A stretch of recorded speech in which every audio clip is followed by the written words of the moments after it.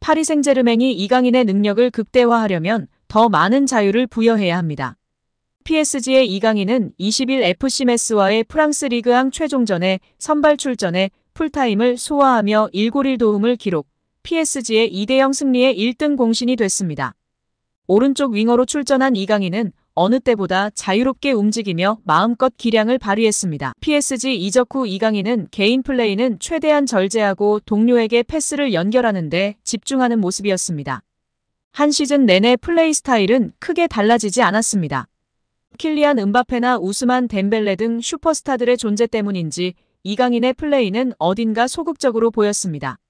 반면 이날은 공을 잡는 위치가 다양했고 플레이도 더 자유로웠습니다. 좀처럼 시도하지 않던 과감하고 화려한 드리블은 마요르카 시절을 보는 듯 했습니다. 자유를 부여한 만큼 이강인이 팀에 미치는 긍정적인 영향력도 더 커졌는데요.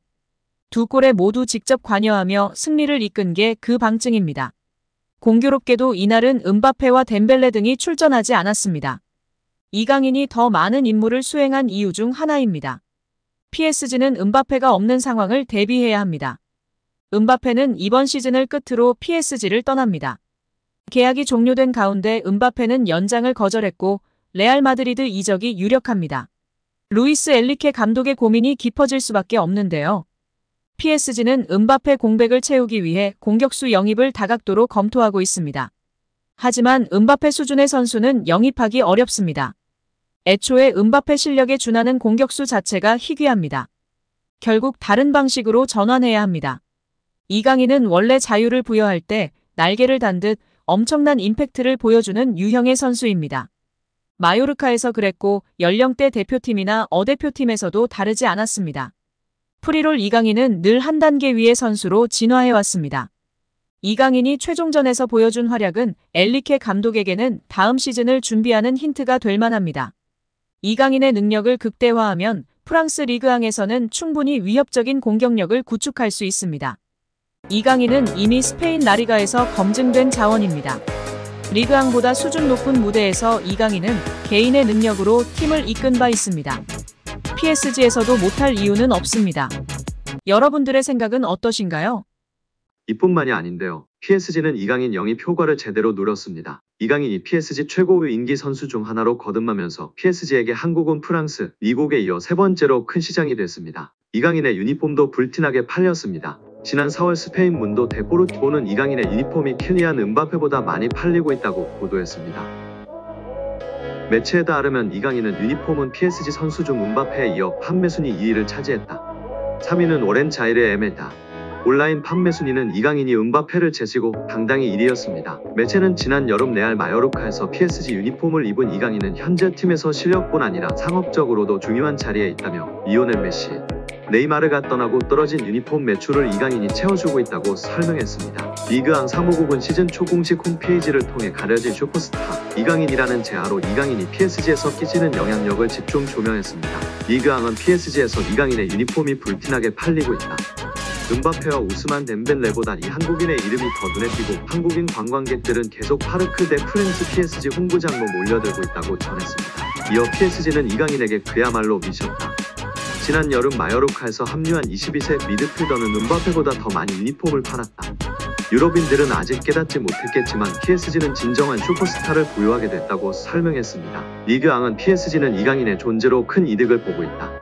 루이스 엔리케 감독에게 유용한 자원일 뿐 아니라 PSG는 아시아에서 어느 때보다 큰 인기를 끌고 있다고 전했습니다. 성공적인 데뷔 시즌이지만 아쉬움도 있는데요. 이강인은 프랑스 국가대표 공격수 우스만 덴벨레, 신의 브래들리 바르콜라에 밀려 UCL 준결승전, 쿠프 드 프랑스 결승전 등 큰 경기에서 선발 제외되며 완벽한 주전을 꿰채지 못했습니다. 하지만 2년차 시즌에 좀 더 날아오를 준비가 된 이강인입니다. 파리 생제르맹이 대표팀 경기에 줄줄이 불려나가는 이강인의 혹사를 우려했습니다. 프랑스 매체 PSG 콸서는 29일 이강인의 대표팀 마라톤은 아직도 끝나지 않았다며 6월 국제축구연맹 피파 북중미 월드컵 예선을 위해 한국 축구대표팀에 또 소집됐다. 한 시즌의 대표팀 경기만 20경기를 치를 수 있다고 걱정했습니다. 매체는 이강인은 파리 생제르맹 첫 시즌 동안 모든 대회에서 36경기를 뛰어오고 5도움을 기록했다. 소속팀에서 2083분을 뛰는 동안 대표팀에서도 18경기 1352분을 소화했다. 6월 월드컵 예선 2경기를 추가하면 20경기까지 늘어날 수 있다고 설명했습니다. 이강인이 참 바쁜 한 해를 보냈습니다. 지난해 여름 스페인 마요르카를 떠나 파리 생제르맹에 합류한 이강인은 새로운 팀에 적응할 시간을 충분히 부여받지 못했습니다. 군복무 해결이라는 개인 커리어에 영향을 줄 부분을 위해 이적 직후 항저우 아시안게임에 출전해야 했습니다. 더구나 아시안게임 대표팀에 합류하기 전 프리시즌에서 부상을 입었던 터라 부담감이 한층 가중됐던 시기입니다. 이강인은 아시안게임에서 황선홍의 금메달 획득에 기여했습니다. 직후 A 대표팀으로 이동했습니다. 당시 대표팀을 이끌던 위르겐 클린스만 감독이 소집해 휴식을 취하지 못했습니다. 이 시기 여론도 이강인의 동시 차출을 우려했던 만큼 이강인의 혹사 걱정은 한국과 프랑스를 가리지 않았습니다. 이후에도 이강인은 계속 대표팀을 오갔습니다. 올해 초에는 아시아 축구 연맹 카타르 아시안컵까지 열린 터라 대표팀 차출 횟수는 더욱 늘 수밖에 없었습니다. 아시안컵에서도 대표팀이 연장 혈투를 반복한 터라 이강인의 출전 시간은 대폭 증가했습니다. 이어 펀보 이강인은 아시안컵을 마치고 파리 생제르맹으로 돌아가 부상으로 고생했습니다. 아시안컵 전후로 선발 입지에도 영향을 미쳤습니다. 후반기에는 확고했던 주전 상황에 변화가 생기면서 교체를 오가는 시간이 늘었습니다. 특히 파리 생제르맹이 중요하게 여긴 유럽 축구 연맹 챔피언스리그 준결승에서는 모두 교체 출전이었고 시즌 마지막 경기였던 쿠프 드 프랑스 FA컵 결승전도 5분 출전에 그쳤습니다. PSG 컬처는 대표팀 차출을 배경으로 들었는데요. 매체는 프랑스 주장인 킬리안 음바페의 올 시즌 대표팀 출전은 7경기였다고 이강인이 3배 이상 더 출전한 부분을 주목했습니다.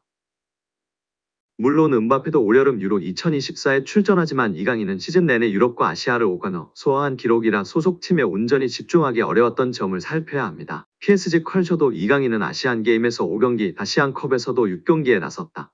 또 친선전과 월드컵 예선으로 7경기를 펼쳤다며 이 모든 여정을 소화하며 쌓인 피로도는 말할 것도 없다. 파리 생제르맹에서 보여준 다소 실망스러운 첫 시즌을 설명할 부분일까라고 연결했습니다. 이강인은 올 시즌 클럽과 대표팀을 통해 총 54경기에서 3,435분을 뛰었고 11골 10도움을 기록했습니다. 그럼에도 아직 김도훈 후 일정이 남아있어 파리 생제르맹은 이강인의 휴가가 6월 초까지 미뤄지는 데 민감한 반응을 보여줬습니다. 올해 아시안게임, 아시안컵이라는 특수성이 있었고 아시아 선수로서 차출로 인한 장거리 비행 등은 당연한 것입니다. 오히려 다행스럽게 금메달을 아시안게임에서 따냈다는 점과 이렇게 차출이 많았음에도 엘리키의 사랑을 받았다는 점이 중요한 것 같습니다. 우리 구독자 여러분들의 생각은 어떠신가요? 파리 생제르맹에서 활약 중인 이강인의 미래가 더욱 밝아질 것으로 보이며 화제입니다. 나세르 알켈라이피 PSG 회장이 어린 선수들이 주축이 된 팀을 만들겠다고 공언했기 때문인데요. 유럽 축구 전문기자 파브리치오 로마노에 따르면 알켈라이피 회장은 우리는 앞으로 6에서 8년 더 함께 뛸 수 있는 팀을 만들고 싶다라며 유럽 축구연맹 챔피언스리그 8강팀 중 가장 어린 팀을 보유하고 있다. UEFA 클럽 랭킹 10위 안에서도 가장 어리다. 정말 자랑스러운 일이다라고 말했습니다. 현지에서는 알켈라이피 회장의 발언에 대해 미래 자원들로 리빌딩에 착수할 거라고 선언한 것으로 보고 있습니다. 킬리안 음바페가 떠난 후 새로운 청사진을 그리고 있다는 분석입니다. 영국 비사컨은 PSG의 알켈라이피 회장은 장기 프로젝트를 그리고 있다. 앞으로 6년, 7년, 8년은 뛸 수 있는 젊은 선수들을 중심으로 팀을 개편하고자 한다라며 알켈라이피 회장의 최근 발언은 과거 음바페를 지키려고 했을 때의 발언과 상당히 대조적이다라고 전했습니다.